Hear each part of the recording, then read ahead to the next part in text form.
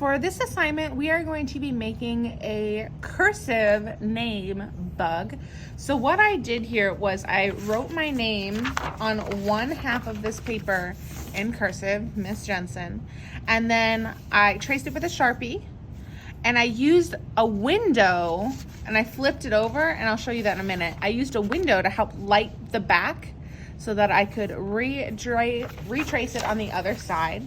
So we're gonna do that today. First, what you need to do is take your paper and fold it in half the long way from side to side, not up and down.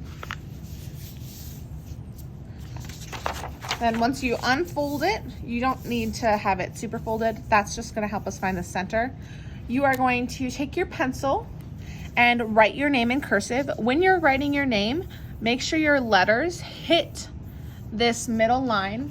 And if you have a letter that goes past the middle, like my J went past the middle, that is okay.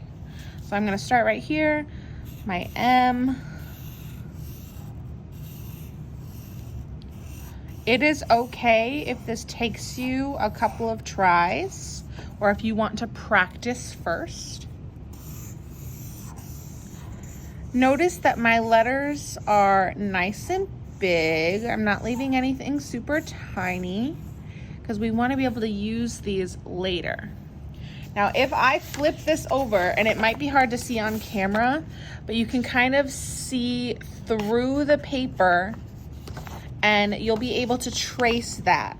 Now, what we're gonna do is we're gonna hold it up against a window and my light board. We'll have to make a line, do it one at a time, or we'll go downstairs and do it. And we're gonna trace through. If you're doing this at home, you can use a window in your house and just hold it against the glass, and the light from behind the window will help you see the letters to trace it. Once you've gotten that, you should have your name on both sides. You'll trace your other side with Sharpie as well. And then you're gonna start looking at it and figuring out which way you want it to be a bug.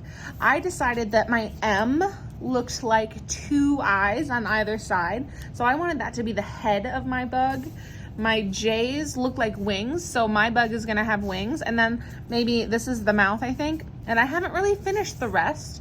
I'm going to add color to it. Maybe some of these need to be legs, or maybe there's a little, move that, maybe this is the little stinger. It's all up to you. Once you've finished your bug, you can make a background if you want, or you can give it a solid color. All right, you can go ahead and get started.